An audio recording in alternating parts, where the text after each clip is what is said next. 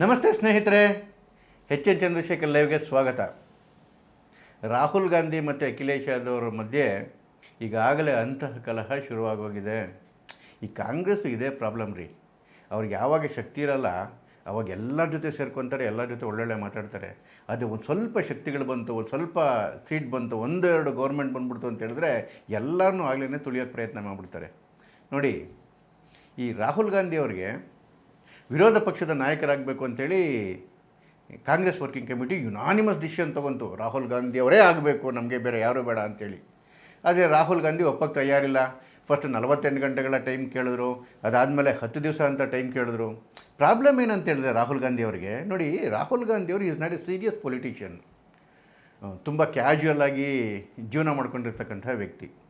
ಈ ವಿರೋಧ ಪಕ್ಷದ ನಾಯಕ ಅಂತ ಹೇಳಿದ್ರೆ ತುಂಬ ಜವಾಬ್ದಾರಿ ಇರ್ತಕ್ಕಂತಹ ಸ್ಥಾನ ಅದು.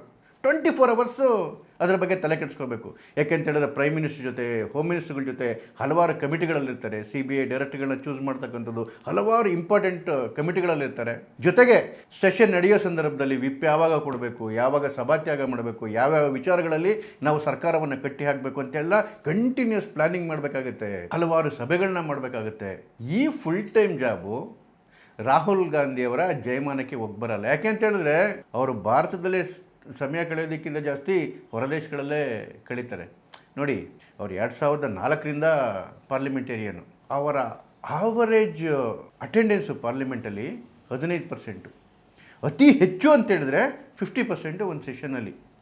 ಈ ನ್ಯಾಷನಲ್ ಆವರೇಜ್ ಇರ್ತಕ್ಕಂಥದ್ದೇ 80%. ಅಂದರೆ ಎಷ್ಟು ಸೀರಿಯಸ್ ಆಗಿ ತಗೊಂತಾರೆ ನೋಡಿ ಅವರು.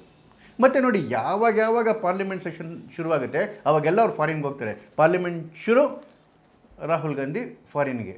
ಇಂತಿಪ್ಪ ರಾಹುಲ್ ಗಾಂಧಿಗೆ ವಿರೋಧ ಪಕ್ಷದ ಸ್ಥಾನವನ್ನು ಕಟ್ಟಲೇಬೇಕು ಅಂತೇಳಿ ಕಾಂಗ್ರೆಸ್ಸು ಹಠ ಮಾಡ್ಕೊಂಡು ಕೂತಿದೆ. ಆದರೆ ಇಂಡಿಯಾ ಅಲಯನ್ಸ್ನ ಕಾಂಗ್ರೆಸ್ನ ಪಾರ್ಟ್ನರ್ಗಳು ಇದಕ್ಕೆ ಸೊಪ್ಪಾಗ್ತಾ ಇಲ್ಲ. ಅಖಿಲೇಶ್ ಯಾದವ್ 38 ಸೀಟ್ ಗೆದ್ದಿದ್ದಾರೆ ಉತ್ತರ ಪ್ರದೇಶದಲ್ಲಿ, ಎರಡನೇ ಬಹುದೊಡ್ಡ ಪಕ್ಷ. ಅಖಿಲೇಶ್ ವಿರೋಧ ಪಕ್ಷದ ನಾಯಕ ಆಗಬೇಕು ಅಂಥೇಳಿ ಆಮ್ ಆದ್ಮಿ ಪಾರ್ಟಿ, ತೃಣಮೂಲ ಕಾಂಗ್ರೆಸ್ನ ಮಮತಾ ಬ್ಯಾನರ್ಜಿ ಮತ್ತು ಉದ್ಧವ್ ಠಾಕ್ರೆ ಹೇಳ್ತಾ ಇದ್ದಾರೆ. ಅಂದರೆ ಅವರಿಗೆ ರಾಹುಲ್ ಗಾಂಧಿಯವರ ಲೀಡರ್ಶಿಪ್ ಮೇಲೆ ನಂಬಿಕೆ ಇಲ್ಲ. 10 ವರ್ಷಗಳ ಕಾಲ ಈವನ್ ಅಧಿಕೃತ ವಿರೋಧ ಪಕ್ಷವೂ ಆಗಿರಲಿಲ್ಲ ಕಾಂಗ್ರೆಸ್ಸು. ಯಾಕೆಂದರೆ ವಿರೋಧ ಪಕ್ಷ ಸ್ಥಾನ ಬರೋದಕ್ಕೆ 54 ಸೀಟ್ ಬೇಕು, ಅದು 54 ಬರ್ತಿರಲಿಲ್ಲ. ಹಾಗಾಗಿ ವಿರೋಧ ಪಕ್ಷದ ನಾಯಕನೇ ಆಗಿರಲಿಲ್ಲ. 10 ವರ್ಷದ ಆದಮೇಲೆ ಒಂದು ಅವಕಾಶ ಸಿಕ್ಕಿದೆ. ಈ ಅವಕಾಶವನ್ನು ಬಿಡೋದಕ್ಕೆ ಕಾಂಗ್ರೆಸ್ ತಯಾರಿಲ್ಲ, ಕೊಡೋದಕ್ಕೆ ಇಂಡಿ ತಯಾರಿಲ್ಲ. ಅಲ್ಲಿಗೆ ಹೊಡೆದಾಟ ಶುರುವಾಯಿತು. ಇನ್ನೊಂದೇನಂತ ಹೇಳಿದ್ರೆ ನೋಡಿ, ಈ ಚುನಾವಣೆಯ ಒಂದು ಬಹುದೊಡ್ಡ ಅಂಶ ಅಂತ ಹೇಳಿದ್ರೆ ಇಡೀ ದೇಶದಲ್ಲಿ ಮುಸಲ್ಮಾನ್ ವೋಟ್ಗಳು ಸಾರಾಸಗಟಾಗಿ ಕಾಂಗ್ರೆಸ್ಗೆ ಶಿಫ್ಟ್ ಆಗಿದೆ. ಉತ್ತರ ಪ್ರದೇಶದಲ್ಲೂ ಕೂಡ ಅತಿ ಹೆಚ್ಚು ಮುಸಲ್ಮಾನ್ ವೋಟ್ಗಳು ಕಾಂಗ್ರೆಸ್ಗೆ ಹೋಗಿದೆ.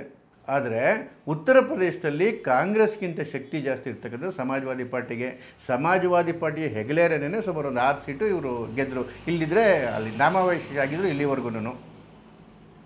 ಆದರೆ ಈಗ ಹೊಸ ಶಕ್ತಿ ಬಂದ ಮೇಲೆ ರಾಹುಲ್ ಗಾಂಧಿಗೆ ಅನ್ಸೋಕ್ಕೆ ಶುರುವಾಗಿದೆ, ಉತ್ತರ ಪ್ರದೇಶವನ್ನು ನಾನೇ ಕಂಟ್ರೋಲ್ ಮಾಡ್ಬೋದು, ಕಾಂಗ್ರೆಸ್ ಪಕ್ಷದ ತೆಗೆಗೆ ತೊಗೊಂಡ್ಬಿಡ್ಬೋದು ಅಂಥೇಳಿ. ನೋಡಿ, ಈಗ ಏನು ಮತ್ತೊಂದು ಅಲ್ಲೊಂದು ಯಾತ್ರೆ ಘೋಷಣೆ ಮಾಡಿದ್ದಾರೆ ಉತ್ತರ ಪ್ರದೇಶದಲ್ಲಿ ಕಾಂಗ್ರೆಸ್ಸು. ರಾಹುಲ್ ಗಾಂಧಿ 403 ವಿಧಾನಸಭಾ ಕ್ಷೇತ್ರದಲ್ಲೂ ಟೂರ್ ಮಾಡ್ತಾರಂತೆ.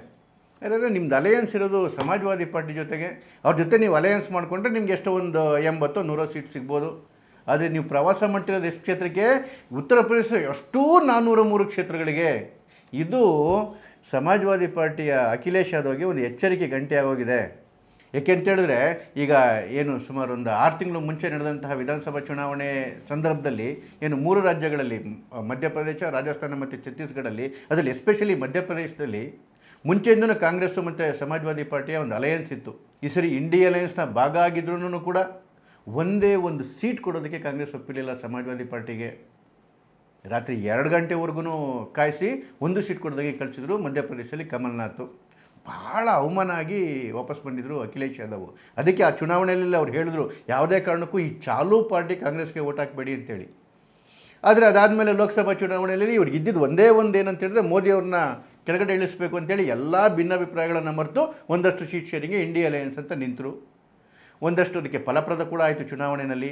ಆದರೆ ಈಗ ಮತ್ತೆ ಒರಿಜಿನಲ್ ಬಣ್ಣಗಳು ಆಚೆ ಕಡೆಗೆ ಬರ್ತಾ ಇದೆ. ಕಾಂಗ್ರೆಸ್ಗೆ ಶಕ್ತಿ ಬಂದಿದೆ, ಹಾಗಾಗಿ ಬೇರೆಯವ್ರನ್ನ ತುಳಿಯೋಕ್ಕೆ ಪ್ರಯತ್ನ ಪಡ್ತಾರೆ.